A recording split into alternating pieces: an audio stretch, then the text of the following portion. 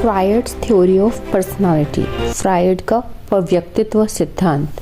Freud's theory of personality may seem complicated because they incorporate many interlocking factors, but two basic assumptions, psychic determinism and conscious unconscious dimension, underline the theory.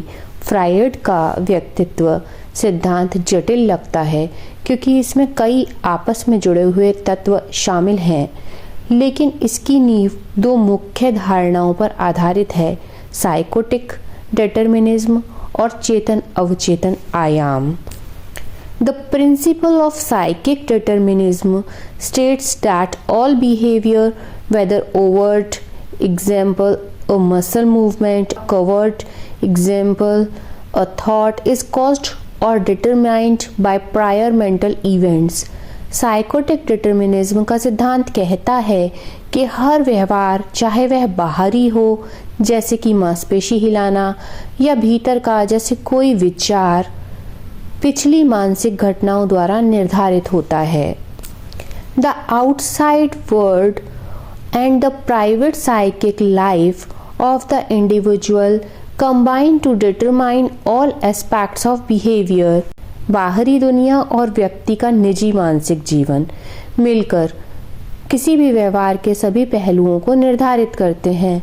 As a clinical practitioner, Freud sought to modify unwanted behavior by identifying and eliminating its psychic determinants. एक clinical विशेषज्ञ के रूप में Freud अवांछित व्यवहार को बदलने के लिए उसके मानसिक कारणों को पहचानने और समाप्त करने की कोशिश करते थे। Freud assumed that mental events such as thoughts and fantasies varied in the ease with which they come to the individual's awareness. Freud का मानना था कि विचार और कल्पनाओं जैसी मानसिक घटनाएं इस बात में भिन्न होती हैं कि वे कितनी आसानी से व्यक्ति की चेतना में आ सकती हैं। For example, aspects of mental life that are currently in awareness are the conscious. उदाहरण के लिए मानसिक जीवन के वे हिस्से जो अभी हमारी जागरूकता में हैं, वे चेतन कहलाते हैं। Mental contents that are not currently at the level of awareness but can reach that level fairly easily are the preconscious. मानसिक सामग्री जो इस समय जागरूकता में नहीं है लेकिन आसानी से आ सकती है, उसे पूर्व चेतन कहा जाता है। Mental contents that can be brought to awareness only with great difficulty are the unconscious. मानसिक सामग्री जो बहुत कठिनाई से ही जागरूकता में लाई जा सकती है, उसे अवचेतन कहा जाता है। Freud was interested mainly in how these unconscious mental contents could influence overt behavior. Freud मुख्य रूप से इस बात में रुचि रखते थे कि अवचेतन मानसिक सामग्री कैसे व्यक्ति के बाहरी व्यवहार को प्रभावित करती है। तो हमने जाना फ्रायड के अनुसार हमारा व्यक्तित्व चेतन, पूर्व चेतन और अवचेतन मन से मिलकर बना होता है और हमारा हर व्यवहार पिछली मानसिक घटनाओं द्वारा निर्धारित होता है। अवचेतन में छुपे विचार और भावनाएं हमारे वर्तमान व्यवहार को गहराई से प्रभावित करती हैं, चाहे हमें उनका पता न हो। Freud was especially intrigued by thoughts and fantasies that seemed to go underground but then reappear at the conscious level. Freud विशेष रूप से उन विचारों और कल्पनाओं में रुचि रखते थे जो पहले मन के भीतर दब जाते थे लेकिन बाद में फिर से चेतन स्तर पर दिखाई देते थे। He asserted that the level of intrapsychic conflict was a major factor in determining our awareness of particular mental events. वे मानते थे कि मानसिक अंतर मानसिक संघर्ष का स्तर यह तय करने में मुख्य भूमिका निभाता है कि कौन सी मानसिक घटनाएं हमारी जागरूकता में आती हैं। According to Freud, The classic example of intrapsychic conflict is when a young boy desires to take his father's place in relation to his mother, but at the same time feels love and affection for his father.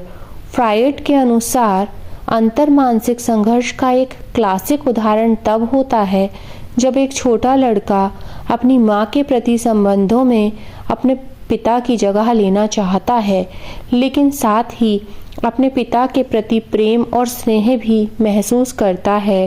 Freud believed that the greater the degree of intrapsychic conflict, the greater the likelihood that the mental events connected with it would remain unconscious. Freud का मानना था कि जितना अधिक मानसिक संघर्ष होगा उतनी ही अधिक संभावना है कि उससे जुड़े मानसिक विचार अवचेतन में ही दबे रहें। The more massive the unconscious conflict, the greater the person's mental events that may remain in the unconscious.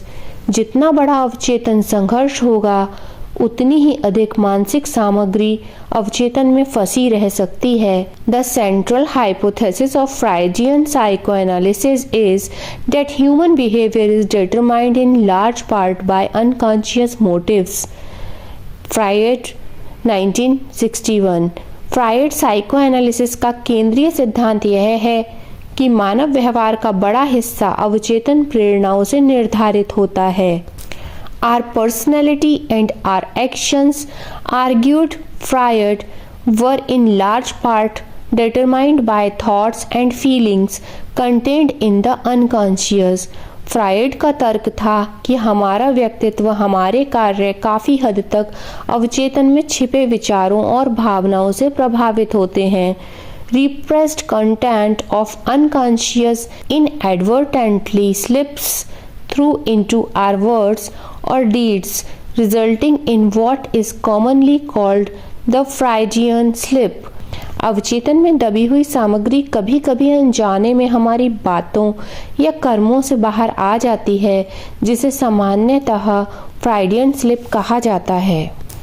If most activities are governed by the unconscious, the individual may have limited responsibility for his or her actions. यदि अधिकांश गतिविधियां अवचेतन द्वारा नियंत्रित होती तो व्यक्ति अपने कर्मों के लिए, अपने कार्यों के लिए सीमित रूप से ही जिम्मेदार होता। तो हमने यह जाना कि फ्रायड के अनुसार हमारे व्यवहार और व्यक्तित्व का बड़ा हिस्सा अवचेतन विचारों और भावनाओं से ही प्रभावित होता है। जब अवचेतन सामग्री अनजाने में बाहर आती है तो उसे फ्रायडियन स्लिप कहा जाता है। Psychoanalytic psychodynamic practitioners who use this approach tend to view psychological distress as being related to unconscious mental processes. Jacobs 1998। Jacobs ने 1998 में कहा, साइकोएनालिटिक साइकोडायनेमिक विशेषज्ञ जो इस दृष्टिकोण का उपयोग करते हैं आमतौर पर मानसिक पीड़ा को अवचेतन मानसिक क्रियाओं से संबंधित मानते हैं। Freud's contribution in regard to the mental processes, the unconscious defense mechanism, etc., have all been developed by and expanded by others who were Freud's students or disciples. मानसिक प्रक्रियाओं, अवचेतन, रक्षा तंत्र आदि के संबंध में फ्रायड का योगदान उनके शिष्यों और छात्रों द्वारा और विकसित और विस्तारित किया गया। Some have followed his basic assumptions and others have developed more independent approaches. कुछ ने उनके मूल सिद्धांतों का पालन किया जबकि अन्य ने अधिक स्वतंत्र दृष्टिकोण विकसित किए। The term psychodynamic offers a wider perspective which encompasses the different analytical approaches. Psychodynamic शब्द एक व्यापक दृष्टिकोण प्रदान करता है जो विभिन्न विश्लेषणात्मक दृष्टिकोणों को शामिल करता है। S Jacobs 1998 suggested, psychodynamic implies that the psyche, mind, emotions, spirit, self is active, not static. जैसा कि जैकब्स ने 1998 में बताया या सुझाया था कि साइकोडायनेमिक का अर्थ है कि मन, यानी कि मस्तिष्क, भावनाएं, आत्मा या स्वयं सक्रिय हैं, स्थिर नहीं। These internal mental processes are dynamic forces that influence our relations with others. ये आंतरिक मानसिक प्रक्रियाएं गतिशील शक्तियां हैं जो हमारे दूसरों के साथ संबंधों को प्रभावित करती हैं। The structural concept of Freud's theory of personality consisted of id, ego and superego. Freud के व्यक्तित्व सिद्धांत की संरचनात्मक अवधारणा में id, ego और सुपर ईगो शामिल हैं। The id consists of everything present at birth including instinct. id में जन्म से मौजूद सभी चीजें शामिल होती हैं, जिसमें instincts यानी प्रवृत्तियां भी शामिल हैं। The ego is the executive of the personality because it controls the gateways to action, select the features of the environment to which it will respond and decides which needs will be satisfied and in which order. Ego व्यक्तित्व का कार्यकारी संघ है क्योंकि यह क्रियाओं के मार्ग को नियंत्रित करता है, पर्यावरण की उन विशेषताओं का चयन करता है जिन पर यह प्रतिक्रिया देगा और तय करता है कि कौन सी आवश्यकताएं किस क्रम में पूरी होंगी। The super ego is the internalised representative of the traditional values, ideals and moral standards of society and the superego strives for perfection. Super ego समाज के पारंपरिक मूल्यों, आदर्शों और नैतिक मानकों का आंतरिक प्रतिनिधि है और यह पूर्णता प्राप्त करने का प्रयास करता है। तो यहाँ हमने जाना कि फ्रायड के अनुसार व्यक्तित्व में इड, ईगो और सुपर ईगो शामिल हैं जो हमारी इच्छाओं, व्यवहार और नैतिक मानकों को नियंत्रित करते हैं।